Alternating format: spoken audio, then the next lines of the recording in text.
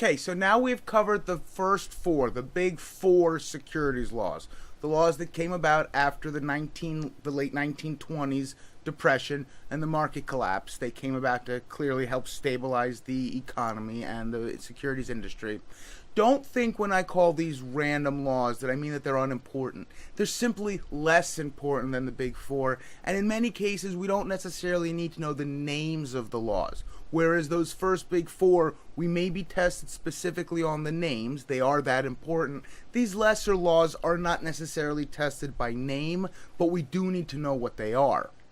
We're going to start with the other regulators and agencies that we need to be aware of, starting with the Department of the Treasury and the IRS. We need to understand that these guys are the ones that regulate and supervise all national banks and federal savings associations.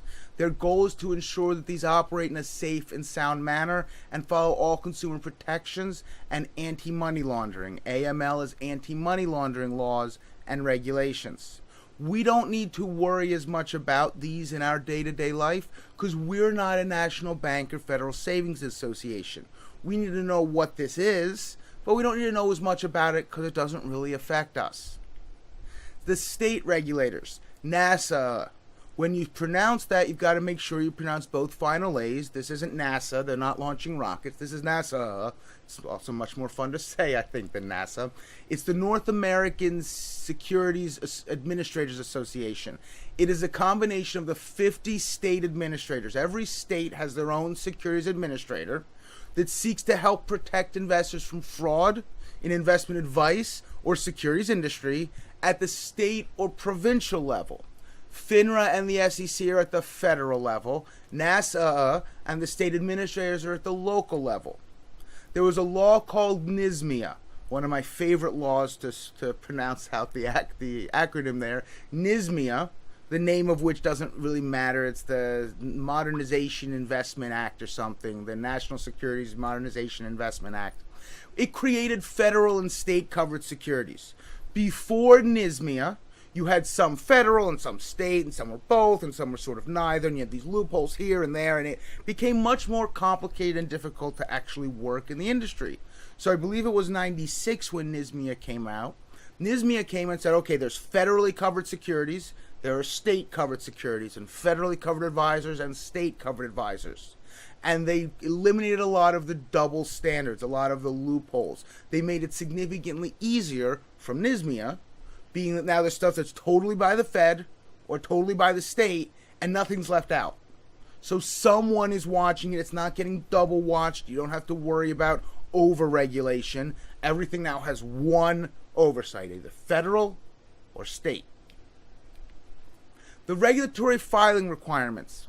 These are examples of things that I always suggest students have written down on a note paper that they take into the test center, read right before they test, and then throw it away. You're not going to need to keep it. But these are things that you're never, ever going to need in the real world that I don't really recommend spending a lot of time trying to memorize. This is maybe one question. You really don't want to spend a huge amount of time, but some of these forms might be tested. You have the Form 8K. This is the event-driven form. The sale of a large asset, some major management change, a change in the name, bankruptcy filing, or a disgruntled board of director resignation. Someone basically resigning from the board of directors going, I am upset, I don't like what's going on, I think something's wrong, and I am resigning in protest. Disgruntled board of director resignation. Not just simply they retire or something, that doesn't trigger. The relocation of a subsidiary is not going to trigger. Relocation of the home office, but not just some other one. And it must be filed within 14 days of the event. Form 10K, this is an annual audited financial report. Must use an independent accountant. For those of us who remember the early 2000s, I was actually talking with a friend of mine who is in accounting. He was getting an interview at, as he described, one of the big four accounting firms. Sorry about that. One of the big four accounting firms. In early 2000, there were five. There were five big accounting firms because one of them, one named Arthur Andersen, is no longer around because of this independent accountant. Arthur Andersen was not the independent accountant of this small energy company called Enron. And if anyone remembers major and horrific company failures, Enron is right at the top of that list. I was actually starting college when Enron was failing, so I have fond memories of talking about Enron and doing research into it because it was news, shall we say. But Arthur Andersen was their accountant and was not independent. They were cooking the books. They were in bed with Enron, and so people didn't know. Now the law changed after that to where it must be independent. They cannot be in bed together. And it's to the point and extended where if a broker-dealer fires their accountant or the accountant quits, not only must one of them actually report if they quit or if they're fired, both of them actually have to report now. If you fire your accountant, your independent accountant, you have to explain why they were fired and they have to explain their side. Because we can't risk them being fired because they came to me and went, we found some accounting irregularities you should look at. And I go, that's great. We'll get right on that. Yeah, fire them. Let's find someone else. That's bad. Then again, we also can't have an accountant quit who's been embezzling from us and trying to just get away scot-free by being able to quit and no one being able to say anything. Both the firm and the accountant must report when that relationship changes. Form 10Q, Q is the quarterly financial report that must be submitted to the SEC. The annual report must be sent to stockholders. The stockholders get 2 reports each year. One of them must be an audited annual report. In most cases, they're using the 10K. They already have an audited financial report. They need to do one for the SEC and one for their shareholders. Why not use the same one? There's no reason not to. There's no reason they have to use different ones. Save money. Don't only do it once. Use the same form, but that's the 10K, the annual audited financial report, again, from the independent accountant. There are state registrations. The state registrations come from the USA. When we're talking the USA, and we're saying the USA when it comes to securities, we're not talking about a country. We're talking about the Uniform Securities Act, which are also known as the Blue Skies laws. These are not technically the laws in any given state or any state at all. They're the outline. They're the basics of what the state laws must be based on. And there's different registrations, and I've got to be careful with that phrase registration because one of them isn't really a registration. Notice filing isn't really a registration. Large nationally traded issues are what are referred to as federally covered securities. I mentioned this with NISMIA. These don't actually have to register at the state level. They're exempt from state registration. But they do have to file with the administrators, with the state, that they're going to be selling. They have to let them know. They simply have to notify them. Filing notification that they're going to be coming. That's different than the other two. Because coordination is now for the mid-sized companies, the ones that are not generally going to be federally covered. They're actually not federally covered.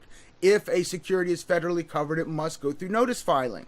If it's not federally covered, but it's going to be in a few states, anything that's going to be in all states is clearly going to be federally covered. If it's for sale in all states, it's clearly going to be big enough. But what if you've got a small company? I live outside of Philadelphia, so what if I have a small company and I want to sell securities in Pennsylvania, in Delaware, and New Jersey, because they're all pretty close to me? Well, I'd go through coordination. I would be coordinating my registration between those states, and in this case, the SEC as well. With coordination, they are registered with the SEC, but they're coordinated between the states. The final is qualification. This is for anything. Anything can technically register in the states by qualification. But if you're going to be selling in multiple states, do you really want to fill out 4 different qualification, or in my case, 3 different qualification documents? Or do you just want to do one and coordinate between the states? Qualification is generally used in pretty much all cases by single state issues. If you're just going to be going and selling in one state, qualification is likely the registration that you're going to be using. If you're going to be in multiple states, you're likely using coordination. And if you're in all states, or like an investment company, something like that, you are going to be doing notice filing. Anti-money laundering, AML. I have been getting reports that this is definitely something that is being tested. The definition of money laundering. This is the act of trying to conceal transactions to make dirty money into clean money. It can be hard to buy cars and houses with drug money or terrorist money.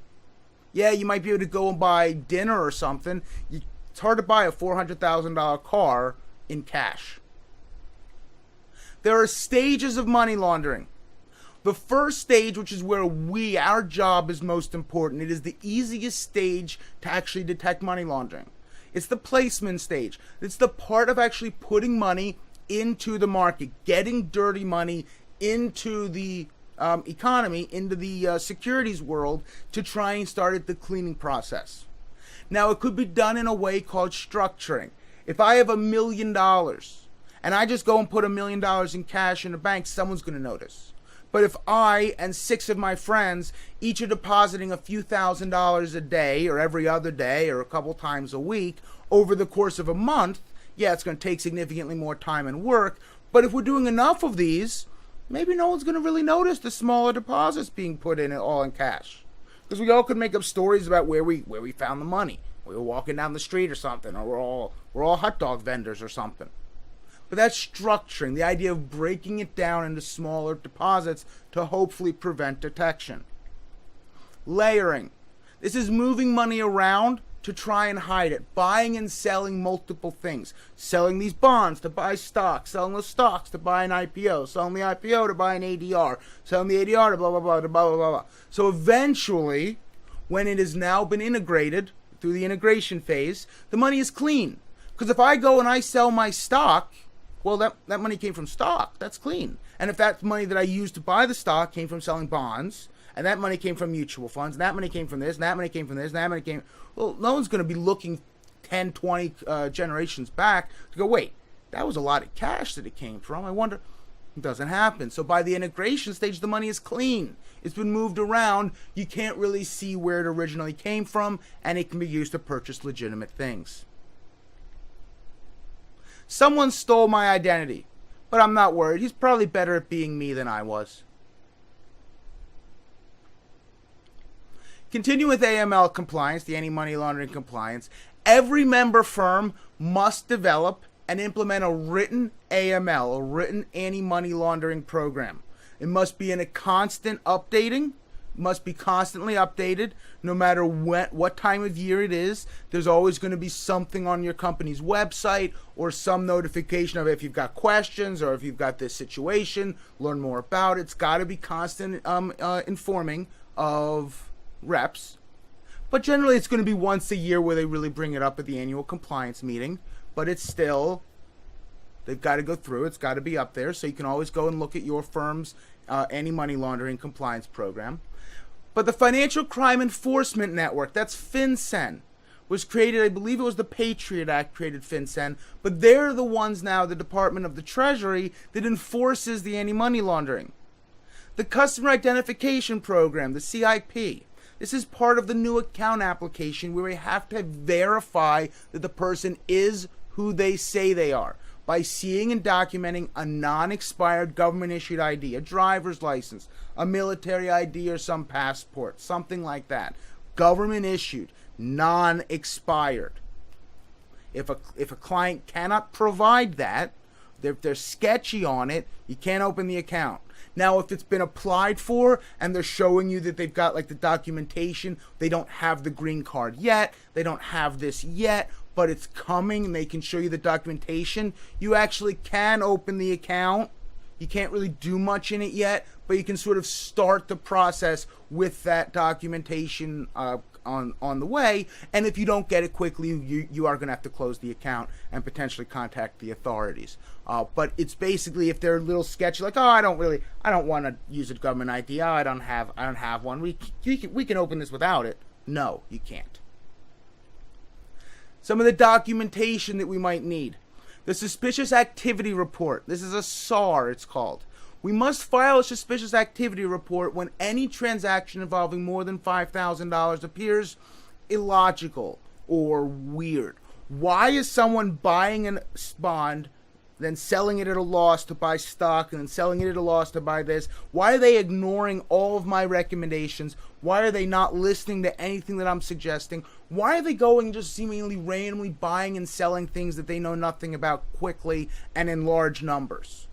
Well, they might be doing it to simply try and get a large number of transactions to hide their money. They don't care about the fees as long as it's cheaper than the money launderer's fees. That's the idea of suspicious. And the question, if they want you to think suspicious, they're going to really be pushing suspicious. Someone's buying IPOs without looking at prospectuses. They're doing these things that just seem like a weird thing. They're looking for SAR at that point. The currency transaction report, this is a CTR. For transactions exceeding $10,000 in cash, that is a $10,000 and a penny. The broker-dealer or bank, any financial institution, must file a CTR, a currency transaction report. This could be a single transaction or multiple transactions that exceed $10,000 during a single day. There is nothing necessarily wrong with this. I watch poker. If anybody has seen the World Championships of Poker, you know that when it gets down to 2 people, they actually bring out the prize money. Imagine playing poker when your winnings are sitting 2 feet away from you, and those winnings are $9 million in bills, in $100 bills, $9 million or potentially more. Little bit of pressure on those players, I think. But though the winner gets $9 million in cash. Trust me, when they go to a bank, the bank is filling out a CTR. They're going to ask, where'd you get this money? And the guy's going to go, you see me on TV up there? Right there. That's where I got it. I just won. They're going to have the documentation of where it came from. I make jewelry. I could go and start making jewelry out of gold and silver and go to a week-long convention and come back making $40,000 in cash. And I go to the bank, I deposit my 40 grand in cash. They're going to ask me where it came from. I'm going to give them all my documentation. There's not going to be a problem. They're still going to file it. It's not a crime. It's simply starting to build a potential if there is something later where they can sort of track all of these things down. As I mentioned, FinCEN is the Financial Crimes Enforcement Network. It's a bureau of the Department of the Treasury. It collects and analyzes information about financial transactions to combat domestic and international money laundering, terrorist financing, and other financial crimes, drug dealing, things like that, anything dealing with large amounts of money. Here is the sort of summary. We didn't yet talk about the one up here. This is the least restrictive. The idea is if anybody is depositing cash or a wire transfer of $3,000 of more than $3,000, we simply have to get some certain documentation. Where's the money going? Where did it come from? Who's sending it? What it's for? And we just file it. We don't need to send it with to FinCEN. We don't need to send it anywhere else. We just keep it in our file. We have the SAR, again, that's the Suspicious Activity Report. Weird transactions involving $5,000 or more in cash, $5,000 or more. CTR is a currency transaction report. That's where it's cash of more than $10,000 in a single day, and the SAR and the CTR are filed with FinCEN. The $3,000 is not filed with FinCEN, but the final 2 are filed with FinCEN. OFAC and the SDNs. I have heard some people say that they are seeing this on the SIE. One question, not a major area. Don't worry too much about it. But if you see it, OFAC is the Office of Foreign Asset Control. It's the Financial Intelligence and Enforcement Agency of the Treasury. They publish the list of people and organizations that the U.S. can't do business with due to potential international issues, money laundering, terrorism, drugs. That list is the Specially Designated Nationals and Blocked Persons list, the SDNs. This is the list of persons, organizations, and vessels with whom U.S. citizens and permanent residents are prohibited from doing business with. It's published by OFAC. Things like ISIS. Things like, at least for the most part, North Korea. And a lot of the people in North Korea. We cannot do business with until they are removed from the list. Certain warlords and certain other criminals we are not allowed to do business with due to them being on the SDNs. As American citizens or permanent residents, we cannot deal with them at all. Material non-public information. We have to make sure that we understand what all these parts of this word means, of this phrase. Material information is information that would be considered necessary or important to make an investment decision about the company. Non-public information is information that is not available in the public arena. There is plenty of non-public information that is utterly meaningless. For example, I happened to be sitting in a barber shop in California yesterday, and I know, because I was there and I saw it, major thing, that Mark Zuckerberg really doesn't like his new haircut. I know, Mark knows, and his stylist knows, because he was just yelling at them the whole time, like really doesn't like his haircut. Well, that's not public. No one else knows that. It's also not true. I wasn't there. But it's not public. It's also not material. The fact that Mark Zuckerberg is being interviewed in the Senate and the House for potential election things and problems with Facebook security, that's material. Oh boy, that's material. How do I know that? Because it's all over the news.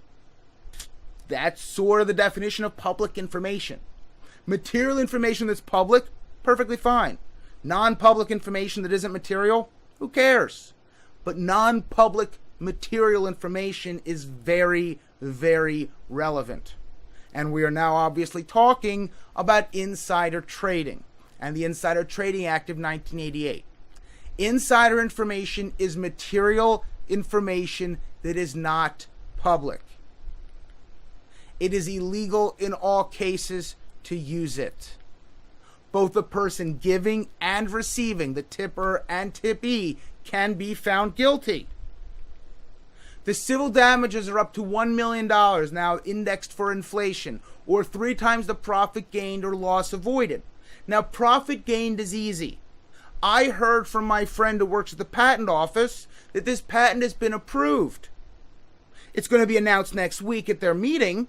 No one else knows it. So I'm going to go and buy a few hundred shares of the stock. Next week at their meeting, they announce that the patent got approved. Stock goes up and hey, I made a bunch of money. Illegal gain because of insider trading. The loss avoided is the trickier one. The way I always explain that one is with my neighbor. Because my neighbor and I, we've been living next to each other for like 20, 30 years. We've raised our kids together. I don't know exactly what he does. I know he's a CEO, COO, CIO, CCO, CEO. Oh, darn, I keep missing them. I try to get to 6. Can never seem to get there. CHO. There's a bunch of them. Some bigwig at this company. I don't know. But over the years, he seemed to know what he's doing. So I've been buying stock in this company. And it's been going up and up and up. It's been doing great. I don't know what it does, but it's been doing great. And then one night, I come home and there's a lot of cop cars outside his house, and he's being let out in handcuffs, and there's a bunch of cops following him with boxes. They're carrying boxes of paper out, and his wife and imaginary kids are crying at the door, and I don't know what happened. I have no idea. But I go and I sell all of my shares in the company. And a few days later, we find out that he's being indicted on fraud or racketeering or embezzlement or some problem, and the stock falls. Well, I don't care. I sold my stock when it was still high. I didn't lose anything. I avoided a loss using and due to insider information. Criminal can be up to 20 years in prison. Now, whenever we talk about insider trading, there's always one name that comes up.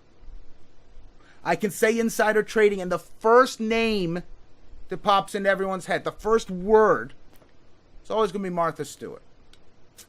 I thought Martha Stewart stole $50,000. Actually, it was closer to $250,000, $250,000. She spent 5 months in jail and had $30,000 fine. Thinking about Martha Stewart when you think about insider trading is like thinking about Jimmy Smith, who ran a $2-3 million Ponzi scheme, when Bernie Madoff is sitting in jail. The idea that Martha is some kingpin or queenpin in insider trading is laughable. September 22nd, 2014, a still unknown whistleblower was paid between $30 and $35 million for information leading to an end of an insider trading scandal. $30 to $35 million was their payoff. That's why the civil penalties are up to 3 times the profit gained or loss avoided. They pay for whistleblowers. The whistleblower was paid, what is that, over 100 times the entirety of what Martha stole? This is just the whistleblower. I believe the estimate in what this whistleblower relieved was between $250 million stolen. There was another in 2016 of a $22 million whistleblower payment. Thinking about Martha as insider trading is like thinking about Jimmy Smith or some random guy who stole a couple $1 million when Bernie Madoff is sitting there after stealing $10 billion in a Ponzi scheme. When you think Ponzi scheme, you think Bernie Madoff now. When you think insider trading, you really shouldn't be thinking Martha, not anything other than sort of as a funny joke that somehow she's got linked to this crime, when it really, what she did was pretty minor in the grand scheme. So, if we step outside, will it still be insider trading? Always like that joke. Well, that brings us to the end. As you can see, there were a bunch of sort of random laws, some of which names I covered, some of which I didn't. Those are really not that relevant. The names are not important. You do need to remember what is covered, what the rules and regulations are, what the laws say, but the specific names aren't that relevant. But there is a fair bit in here that is checked. The anti-money laundering is checked. Make sure that you do understand the AML, the anti-money laundering, and some of those things. But there are additional resources below. Make sure you make use of them. I hope you enjoyed this section, and I will be seeing you again shortly.